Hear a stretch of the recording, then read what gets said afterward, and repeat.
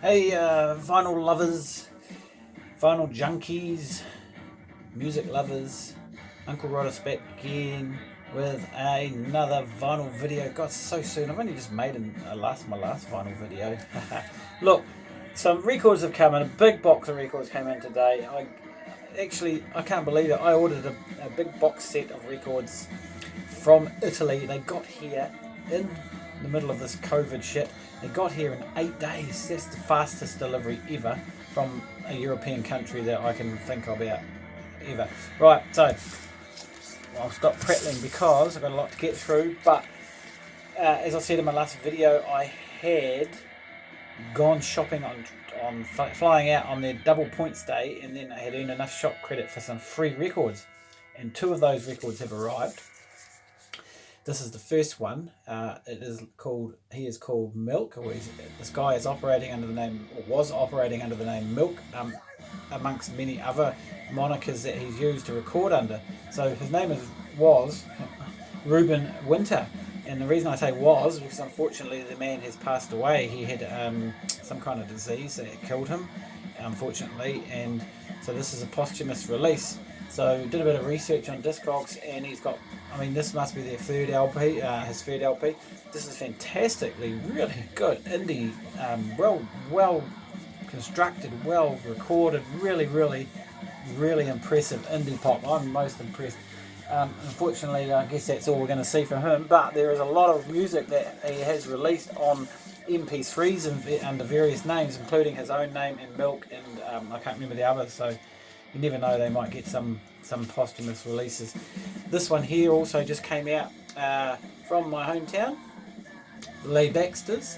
This is their probably first and will probably be their only record. They've been around for half a dozen years, I suppose, roughly, and I know a couple of the guys in the band. I know one in particular, Dave. Dave Imlay used to be the owner of Galaxy Records, and so I know him through buying records from his shop, and I see him around a lot of gigs and that. So I know, he knows my name and I know him, so sort of thing. Anyway, this is a really cool band. Saw them live for the release party of this last weekend. It was a really good night, really enjoyable. Surprisingly big crowd for a weird sort of band like this. This is a real sort of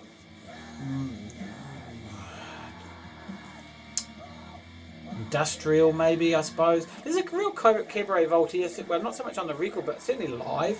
I felt they had a real cabaret voltaire with the backbeats that they were using. One of the guys plays a theremin on this.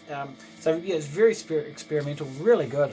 The album's a lot better than I expected. I've seen them live a few times. I hadn't really got into it big time, but I knew I'd pick up their record, and figured, we'll see what it's like. But no, it's better than expected. On Coco Muse Records. Actually, I know the guy that runs Coco Muse. I've got to know him from meeting him from gigs and buying records from him and stuff like that. So that was cool. Now, reissue time, mega reissue time, because finally, and we've been waiting since before Christmas, and this has been delayed, but it finally came out.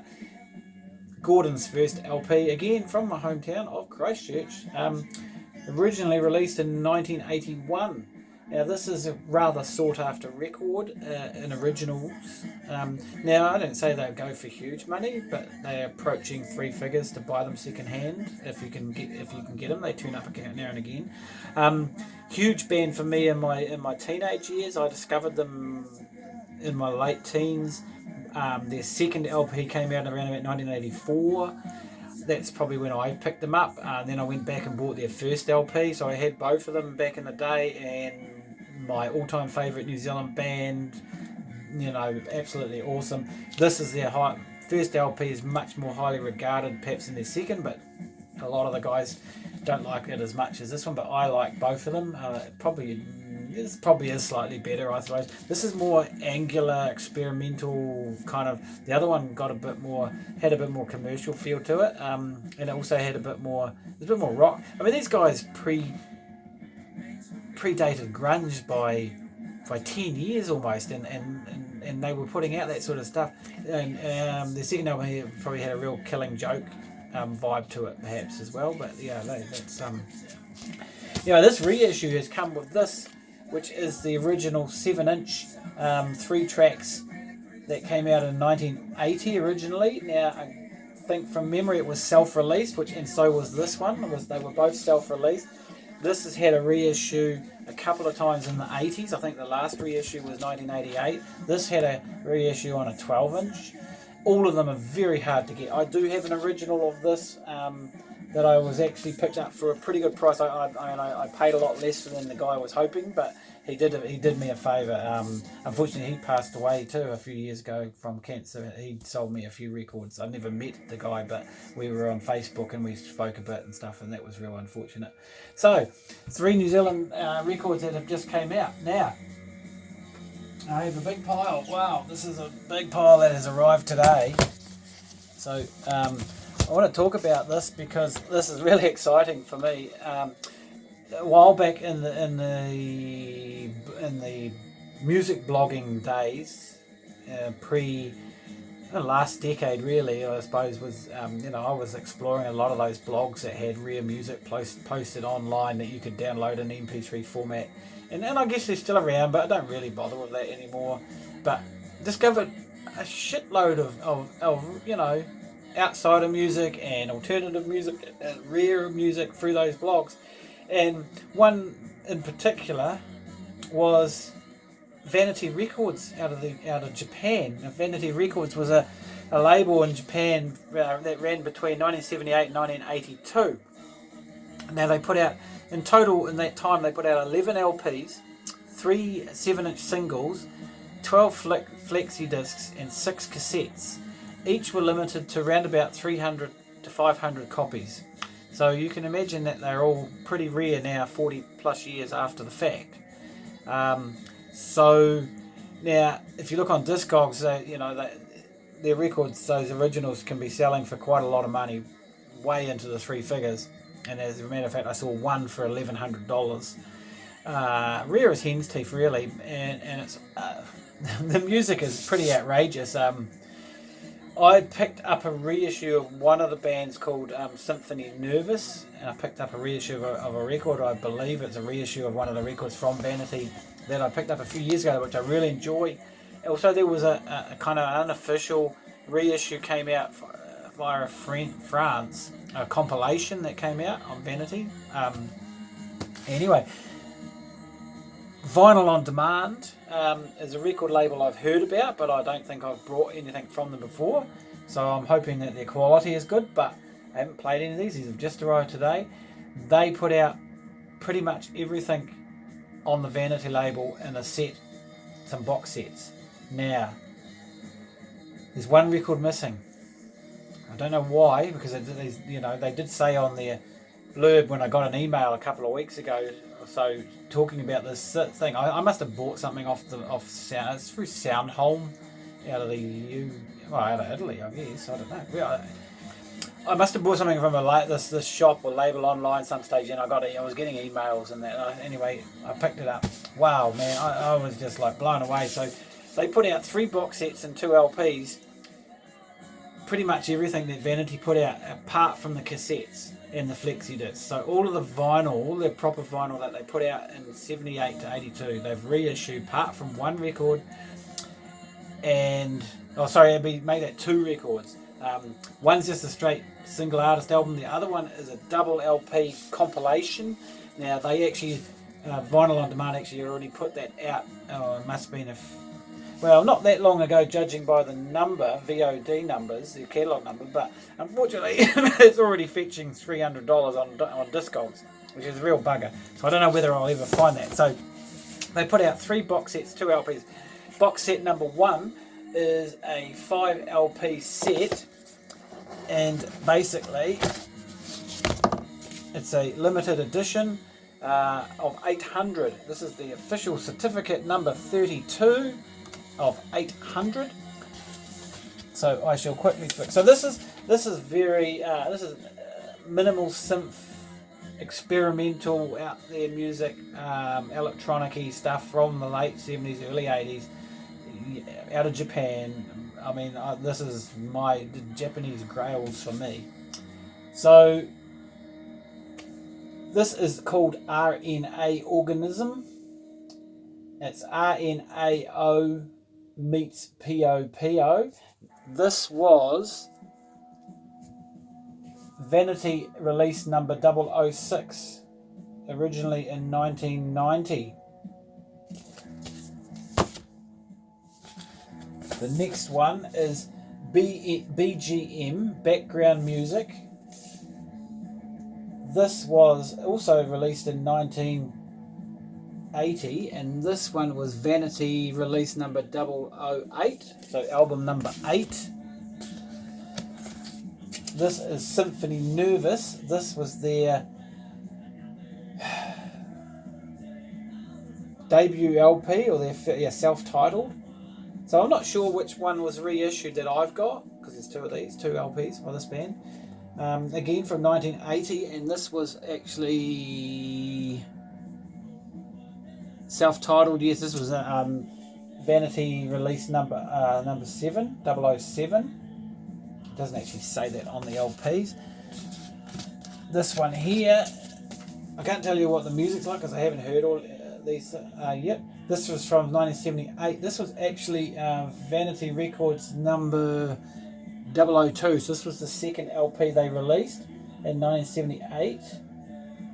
And these have all been apparently restored. Audio restoration, it says. So we'll have to see what that's like.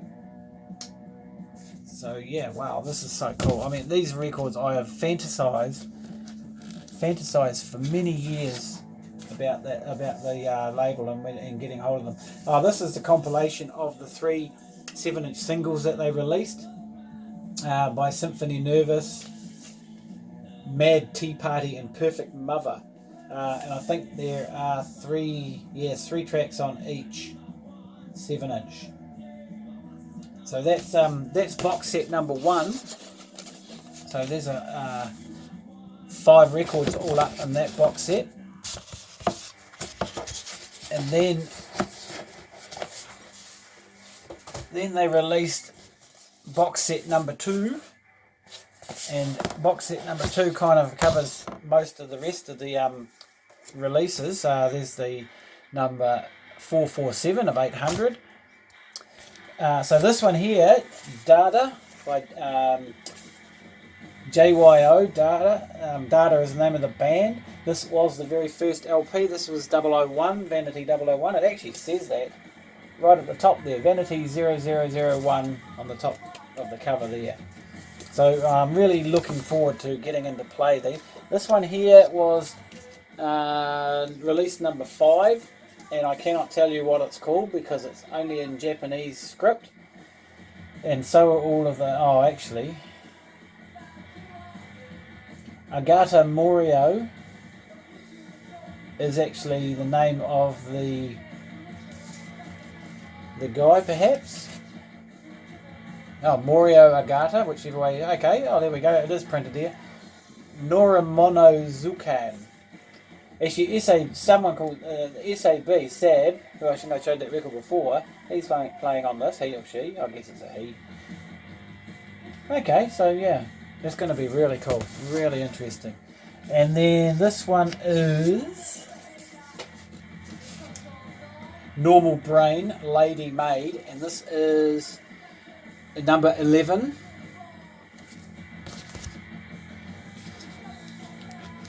And this one here, I think, is unreleased material, and I can't say any more about that. But I did check on the Discogs, and it does say that this was unreleased material from RNA Organism. So yeah, there's a band called Aunt Sally, and they were released number 3, and I don't know why that record is not in this set. Maybe they've lost the master tape for it and they couldn't get hold of it. I don't know. And it's as rare as hen's teeth. Now, still another box. And then there was another band called Tolerance, and they've got their whole own box set. So Tolerance have 2 LPs that came out back in the day on the Vanity label. So there's a 7-inch here. But this isn't I don't think this wasn't an original Vanity release, because they only released 3 7-inch singles and they were on that other compilation. So I wonder if this might have been a flexi. Might have been released as a flexi. I didn't actually look at that so far, because it does say Vanity Records on the bottom of it. Here's the card, the authenticity card with the number 247. So Tolerance's Anonym. This was their first LP on the label. I'm looking at it. It was number 004 in 1978. No, 79. So yes, very, very hard to find original. And then they put out this one here called Divin, and this was release number 12. This was the last LP that they released. And numbers 10 and 11 are the catalogue numbers that were issued to a double LP compilation called Music. And that is the one that, the other one that is not included in this lot, but it had already got a reissue from this label. There's one from Tolerance called Dose. I cannot tell you what the story is with this, because I'm not aware, unless this was one of the cassette releases. See, I didn't actually look at this. This might be a cassette release, because they released 6 cassettes on their label at the time. And then finally, in the Tolerance box, this is the demos set. This is fairly short. It's side A 15 minutes, side B 13 minutes. I suspect that it's there's no tracks or anything, it's just one long track, and maybe that's some sort of experimental sort of, don't know, not sure. Have to wait till I listen to them. So 3 box sets.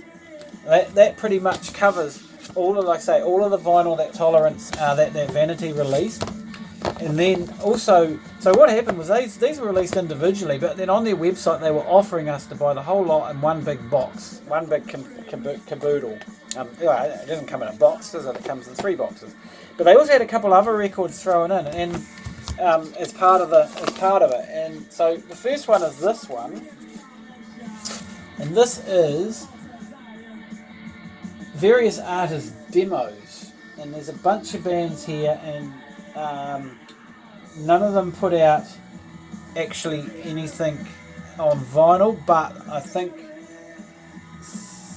yes, some of these guys were on that other compilation, the music compilation double. And then there's a Den Sai Kwan plus P. That takes up the other side of this record. I'm thinking that's possibly another cassette release. So these are Vanity related.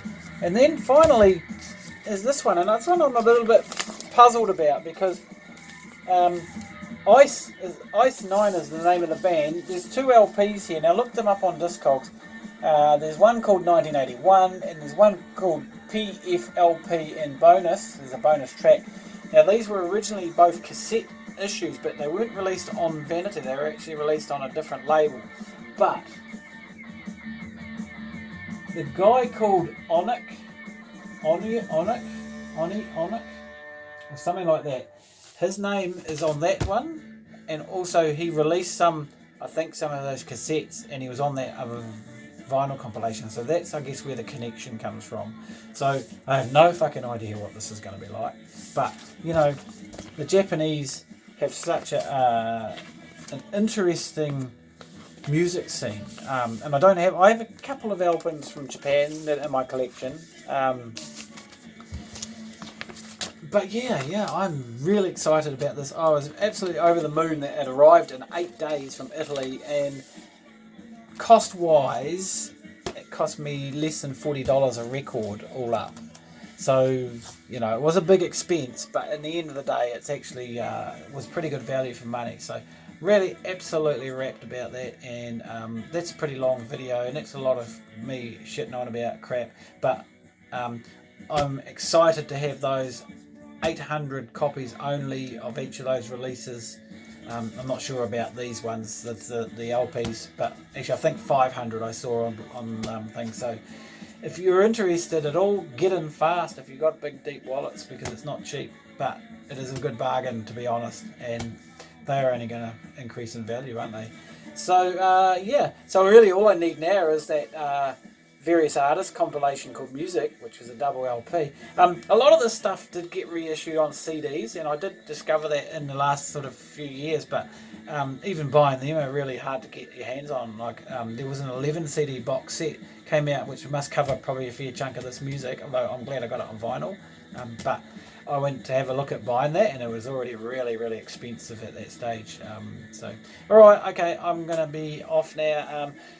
Just waiting on a few more records to arrive, and we'll see you next time. Cheers.